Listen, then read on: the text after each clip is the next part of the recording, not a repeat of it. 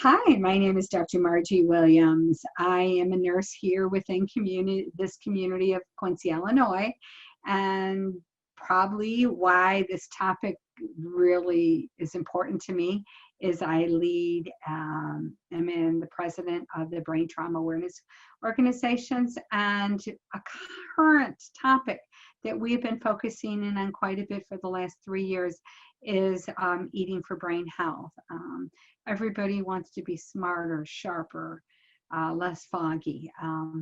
And so this book that we're going to talk about today gives us some ideas. And as a doctorally prepared nurse whose expertise is in evidence-based practice, I'll also offer some critiques along the way. But I've kind of guided today's discussion in a way that people could pick it up and to walk away from some ideas. So I am going to share my screen once my host enables me to share my screen. One moment.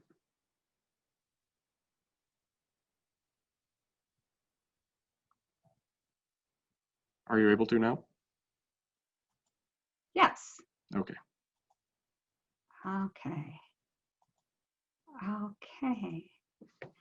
So the book that we're using a different kind of approach here. This is an experiment with the library with my business, Dr. Margie for Prevention. And this topic kind of blends into my professional role of a businesswoman and my community service that I do for this community since 1982, which is help people in their recovery trajectory after a brain injury.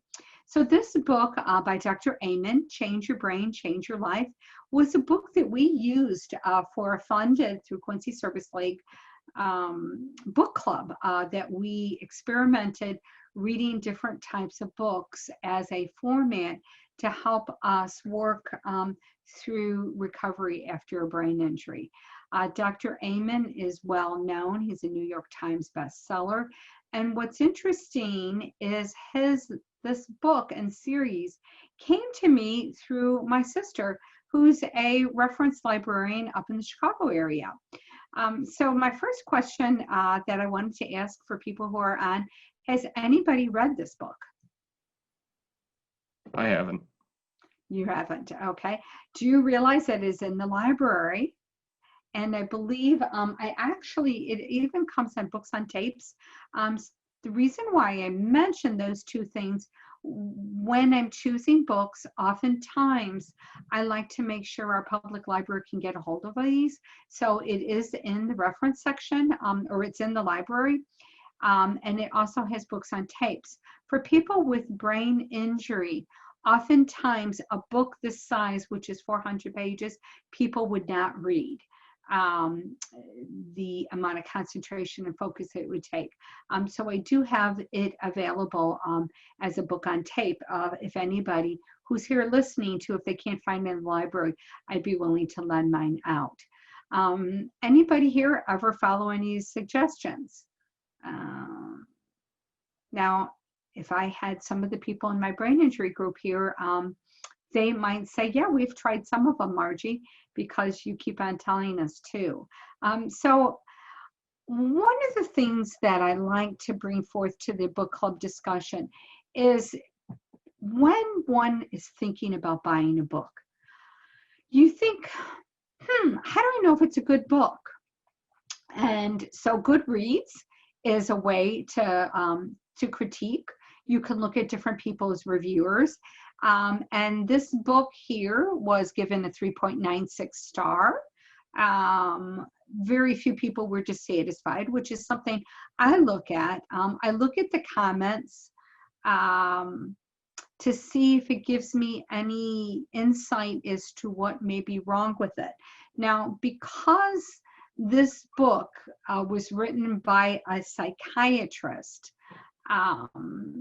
this I looked at as far as reviews using Google Scholar, as far as for people in my field of professional healthcare providers, you would say to yourself, a psychiatrist, an MD, is trying to give me advice on a book.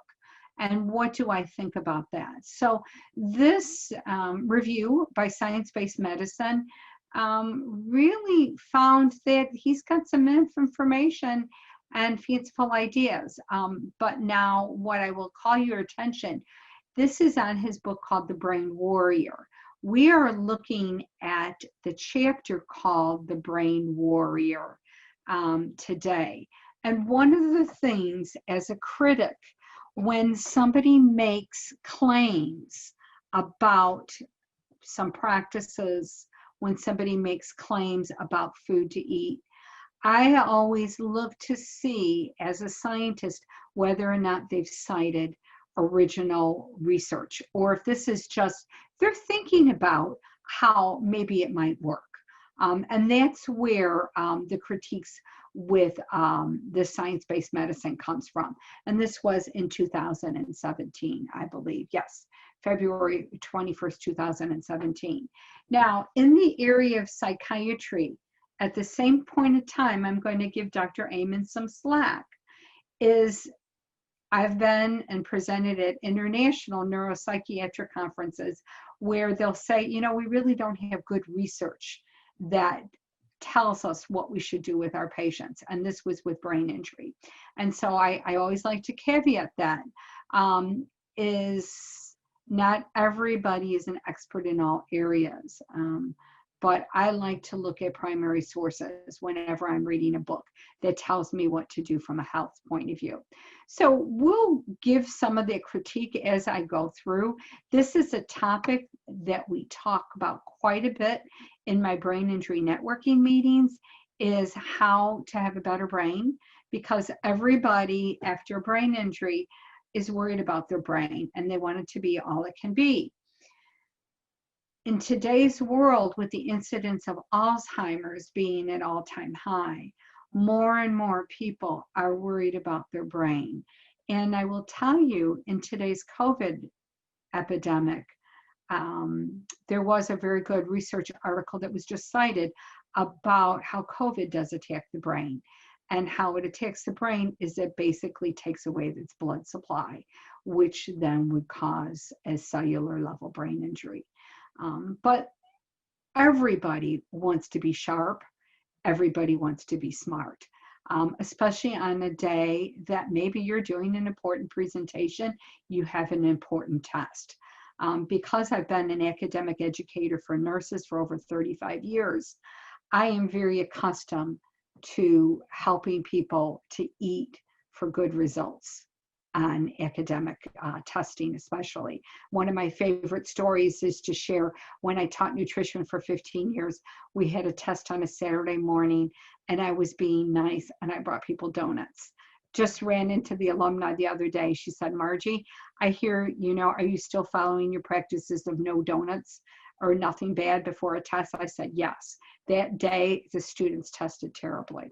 So with chapter 20, it's just a small part of this book. I've used this book for my stress management class with some different chapters that I find are very, very valuable on stress and anxiety. So I would encourage people who are listening to maybe read his book for that. It's been very helpful, but we're really concentrating on page 373 to 397. So he has what he calls a biopsychosocial spiritual approach to feeding your brain. Now, it just so happens as a nurse, this is how I approach my practice to every person who I'm dealing with their health, is a biopsychosocial or holistic. But today, we're focusing in on the biological focus. And as you see my cute little circles there, there is a spirit of interaction between all of those. But today we're mostly going to talk about what he calls his 9 rules of brain healthy eating. So rule number 1, think high quality calories and not too many. Pretty simple, right? So there is some evolving evidence that shows in the research literature that people seem to do a little bit better when they're a little bit lower on the caloric scale. In some of the outcomes research, people with obesity have a tendency for almost all health conditions to recover so well. So his advice was think high quality foods, not too many. He's talking about the calories that you have, and he says, I like to think about calories like money. Okay, you only have maybe $1,200 a day to live on. And do you want to spend your money on where it packs the most punch? And that's what his emphasis is. If you're choosing between a Snicker bar or a soda, maybe same amount of calories, maybe about 150 to 200, or a 5-ounce piece of chicken breast, go for the quality and go for the chicken breast. And that's probably an excellent example. Get the most bang for your buck. And so one of the research that he cites in this, his journal, this chapter is, it was a study out of New England Journal of Medicine. And he found that people that seem to be having a higher percent of protein in their diet seem to have a better clarity. So the whole idea here is when you start your morning, think, how can I make sure I put the best octane fuel in my tank? Do know sugar, when you put it in the gas tank, causes the car to die. So here again, simple analogy, but it works. Rule number 2, he says, is don't drink your calories. So looking for visuals that help spell his message is think about all of the sugar that would be in if you were to eat or drink 12 sodas during the day. Now, you may not drink a can, but maybe you'd have the gigantic gulp portion. A cappuccino versus a plain coffee. We're talking about a Starbucks mocha cappuccino could be up to 1,500 calories. If you're following a 1,200 calorie diet, for instance, as a diabetic, there goes it. Your coffee takes up all your calories. The same thing with alcohol. There's 2 things with don't drink your calories. One is the caloric intake, and the other thing that is so important is the fact that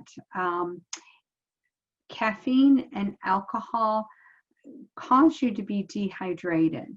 And the one thing that causes people to be foggiest thinking is for people who are dehydrated. To give you an example, we watch the blood levels of what we call sodium in your blood. And when your sodium level is low because you're dehydrated, you can look like you're having a stroke. As an ICU nurse in my past career, I've had people's sodium levels would affect how they were an hour later. They'd look like they were having a stroke. And my own mother, in fact, had a problem with hyponatremia, which is low sodium levels. So don't get your calories from the beverages you drink. There's a lot of research out there that shows that when you drink your calories like this, it does not, and this is, I can't cite the actual studies that show that you still will have the same amount of calories during the day. Your body does not respond to say, oh, I've already hit 500 calories. Oh, I only need 500 more. No, these type of liquid calories do not turn your calorie, like I've had full enough, your leptin levels to work. Number 3 is to eat clean protein. Now, clean does not mean you wash it off in the sink, okay?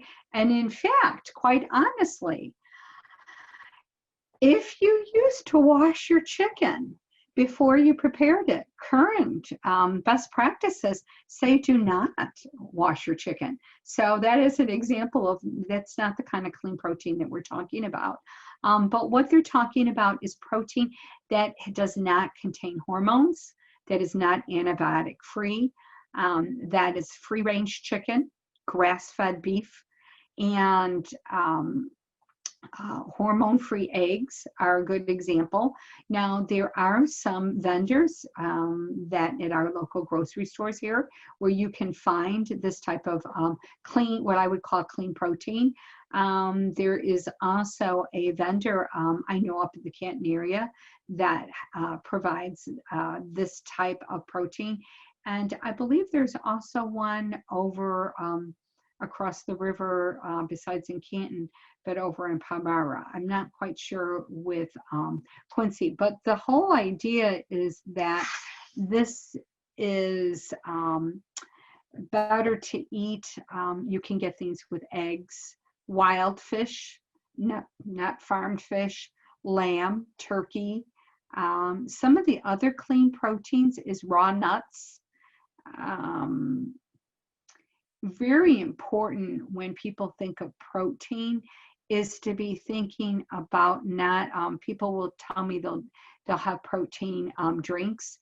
If you read the label on a protein drink and it has a lot of multiple syllable words that you cannot say, and it does not sound like a food, that means it's got a lot of contaminants and preservatives. The other way I look at sometimes things that have a long shelf life is that if you have it and you look at the expiration date and it's like 20 years old and the mice that maybe might come in from outside haven't eaten it, probably you shouldn't eat it either because of all of those preservatives, okay? So that's rule 3. Rule 4 is eat smart carbohydrates. Now, when we're talking about carbohydrates, there are simple carbohydrates, there are complex carbohydrates. And the complex carbohydrates, it's just like following a Rubik's cube. You know, it takes a while to open that up, that Rubik's cube, and to get it to work. If you just have a simple puzzle, before you know it, it's open. And that's what the sugar does that is in simple carbohydrates. Your blood sugar will go straight up and then it will go straight down. Complex carbohydrates take longer for your body to metabolize. And so with these complex carbohydrates, they often will be called to have a lower glycemic index. So if you look at the word glycemic index, basically it tells you how fast your blood sugar will raise after you eat. So something with a very high glycemic, which is not good for you, would be, for instance, a piece of white bread. Now, a food that's good for you, but that has a high glycemic index, would be a banana. But what I would do is I would pair my banana with something with, I drink a protein shake called Juice Plus Complete, and it's got many complex carbohydrates, the smart carbohydrates, that it's got 9 grams of fiber and it has 13 grams of protein. So by adding my banana in there, that glycemic index is decreased. Same thing if I were to add a quality protein powder, like a pea protein would be, or soy protein. Both would cause, if you were to put a fruit in a smoothie drink.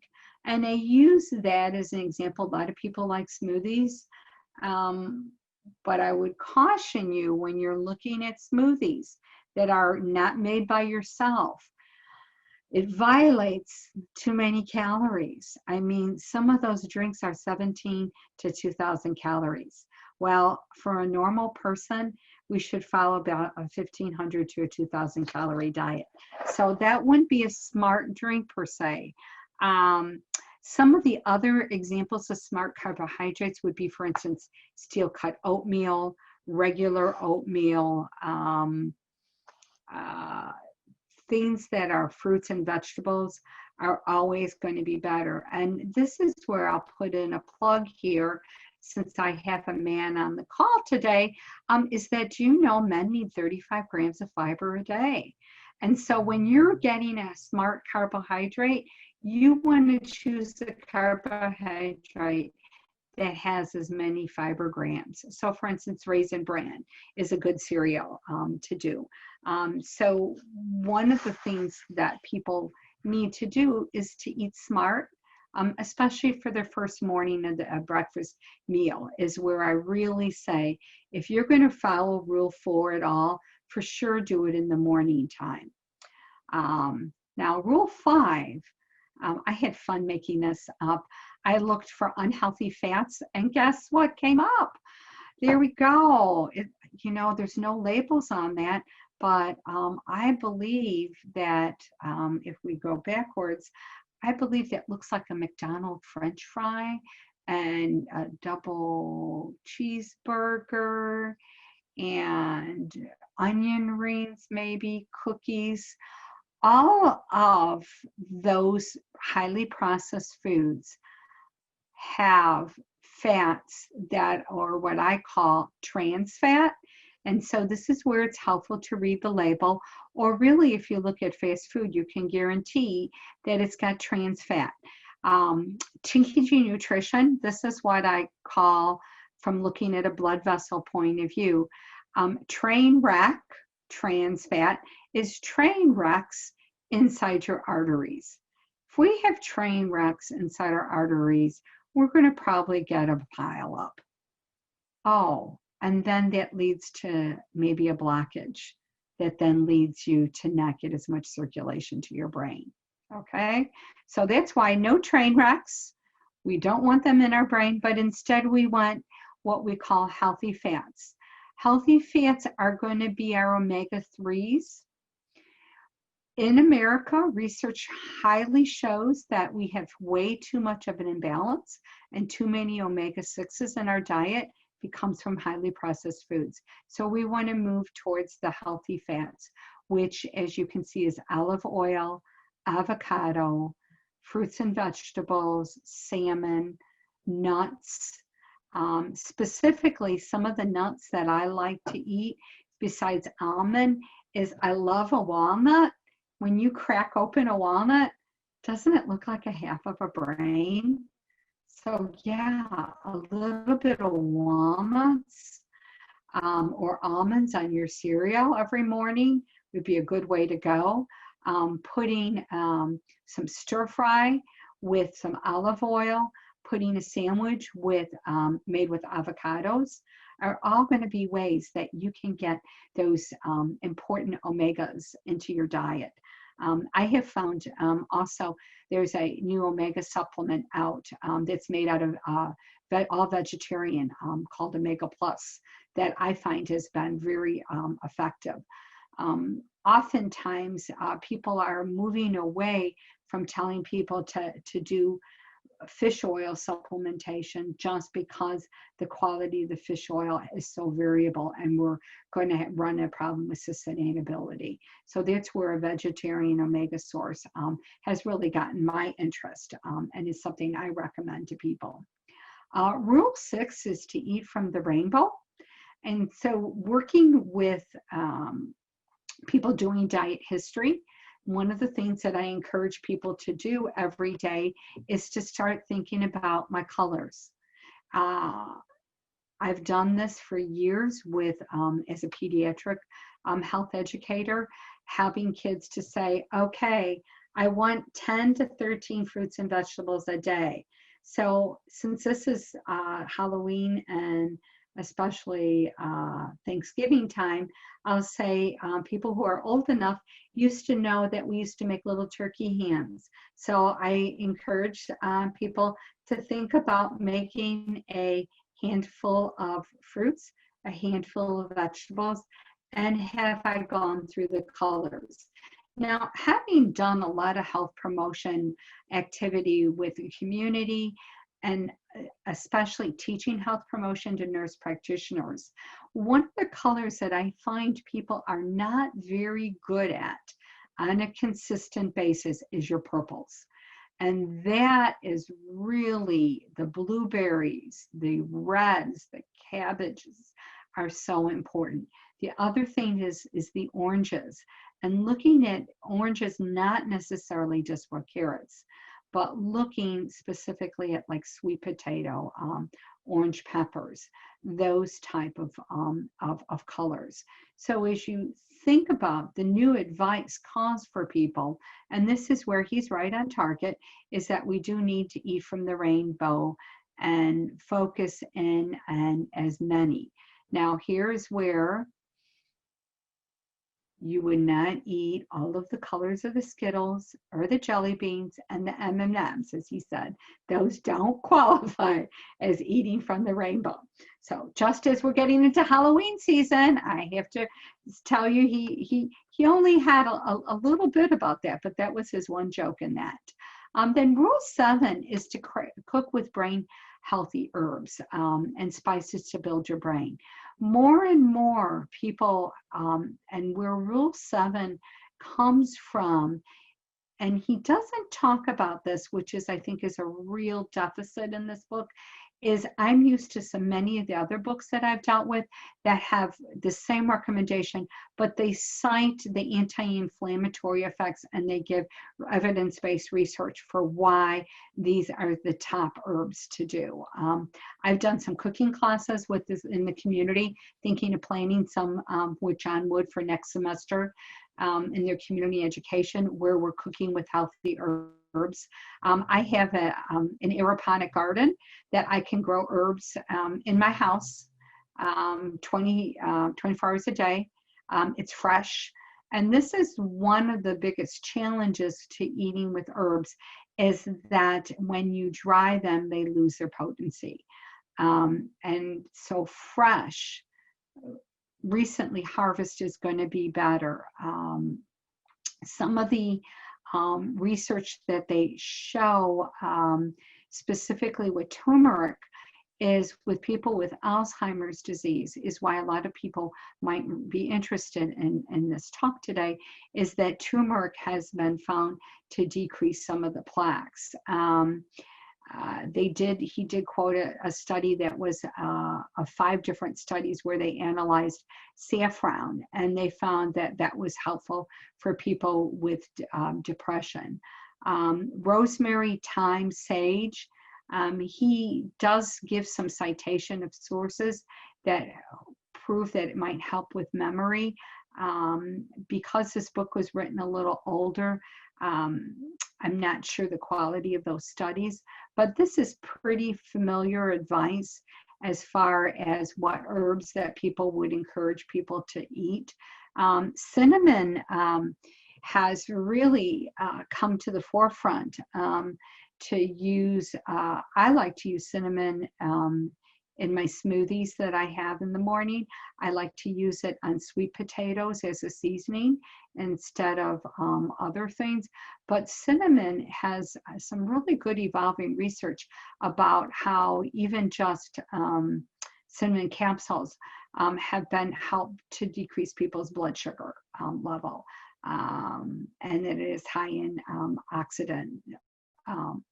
Many of these herbs do have some high antioxidant capabilities. And when I say the word antioxidant, he doesn't describe this well in the book, in this section of the book, but think about little holes in your cells that are in your brain that are being destroyed by little Pac-Man guys that are destroying your little cell membranes. Things that are antioxidants are going to quit that little Pac-Man from killing those cell membranes. A lot of newer research coming out more about the power with inflammation with hot and spicy food. So, stay tuned to that.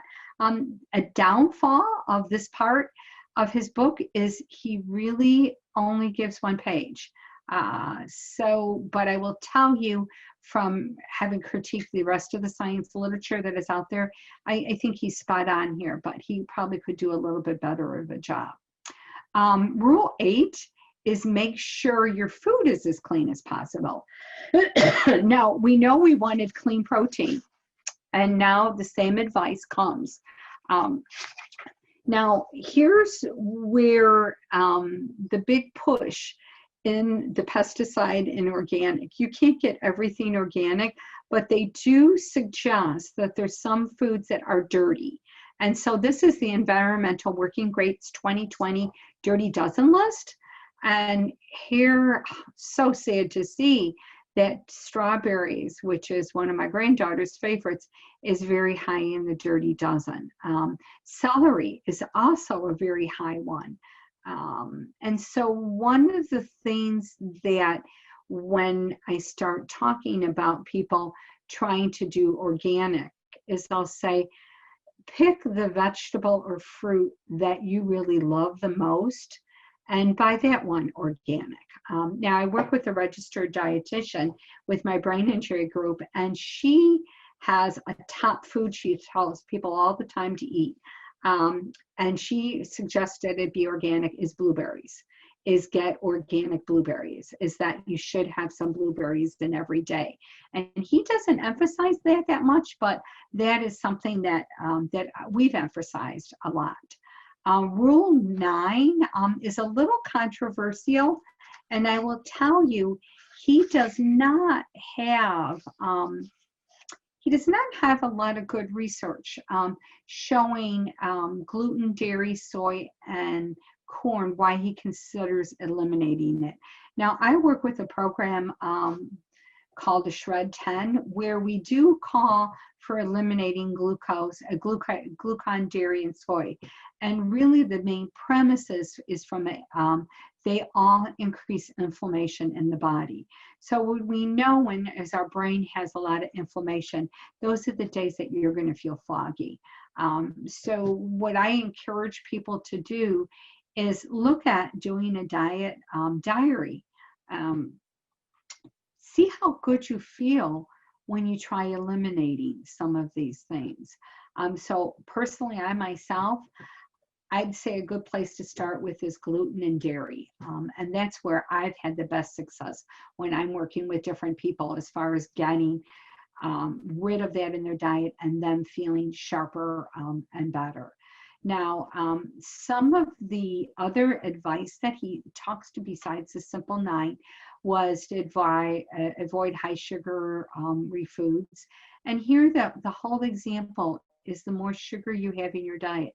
Only 10% of your diet, according to our nutritional experts, should come from simple sugar. So eating, 10% of 1,000-calorie diet, that's 100 calories should come from candy. So no. So say no to candy. I could have put that in there. And then the big push that is coming out here is the whole idea of healing your gut to boost your brain. What people don't realize is your gut is probably your biggest source of your happy hormones such as dopamine and serotonin that have a lot to do with happiness and depression. So the take-home message, if you were to follow a diet, that would be what I would recommend, and that I've been pushing for the people in my brain injury group to do, is to do the Mediterranean diet. The Mediterranean diet really fits his basic 9. And this is from a slide share of evidence-based strategy for the aging brain from a conference online that I went to. And here, as you can see, part of the Mediterranean diet, and he doesn't really talk about this in this part of the book, is the whole idea, but there's very good evolving research about the importance of socialization with meal, but even more crucial research that at conferences that I've been to about the idea of physical activity, 15 minutes to a half hour as far as helping cognitive function. And then, as you can see, The bottom of the pyramid is fruits, vegetables, grain, beans, nuts, olive oil, going to fish and seafood, and then moving up to poultry, eggs. So as you can see here, it's very clear the bottom of the pyramid does not have gluten. The bottom of the pyramid does not have dairy. The dairy is in limited quantities up at the top. But the Mediterranean diet has excellent evolving research about how it does improve brain function. Because I work with people with brain injury have a higher risk of Alzheimer's disease. So the research that's coming out from the North Shore and Northwestern University in Chicago is very strong on that diet. So the one thing the good news is that they do recommend water, okay, and do recommend some wine in moderation. What's interesting in general dietary guidance, they're changing the recommendation. It used to be men could have 2 glasses of wine a day, or 2 glasses of wine would be good for your brain, and now everybody's going down to 1. Here again is a little bit of science about what blueberries have anthocyanate, which is a class of polyphenols that neutralize free radicals. Free radicals are the things that go in and cause cellular level damage. The other thing that blueberries do is they help the sugar to get into the cell. And that's a problem when people have some insulin, their cells are not sensitive. So that's another driving force why you should go buy blueberries today. There is another diet that he doesn't talk about at all, which as I view as some of a disadvantage, is the mind diet, is also coming out in literature. Now, this is a good example. This first version of this book was 1998, and then the second version was 2015. And so when we look at why, the pluses and minuses of this book, I always encourage people to look at when the book was published. And so if you open, the inside cover, that is an important thing. In the nutritional world, I work with nutraceuticals all the time, and a product that I recommend, there's been 40 studies that have just come out since 2000 that have to do with the power of fruits and vegetables in your body. So if you were to take anything from Dr. Amen's book, really the whole idea is to go to plant-based. And that's a pretty common recommendation. In this book, he does not go heavily into supplementation, but that has been one of the targets that the science-based medicine is, that he was trying to sell a lot of his supplements. And so I just bring that up with people because the big push is to go to whole food because it's got everything in it. So that's why oftentimes, and I guess I did not put it in here, oftentimes I have some superfoods that I recommend that people to have that cover all of the rainbow. They're high in fiber, they're high in antioxidants, and there's something that I encourage people to do. They're what I call 15 superfoods that I encourage people to eat and try and eat in their diet. So at this point in time, any questions from any of my people in my audience? Would you mind talking about a few of those superfoods? Oh yeah, let me see if I can find those let me see if I can find that superfood here. Okay, so Harvard Health has, can you see that right now? Yeah. Okay, Harvard Health has some superfoods, so they have some apples, broccoli, almonds, blueberries. Lentils look like one of these. Here is, let's see, some more here. Airsola cherry, ginger, maca, salmon, avocado are some of the top ones that I recommend. Here's a list of 40 superfoods right here that I like to do. One of the commonality with the superfoods is that they're all fresh.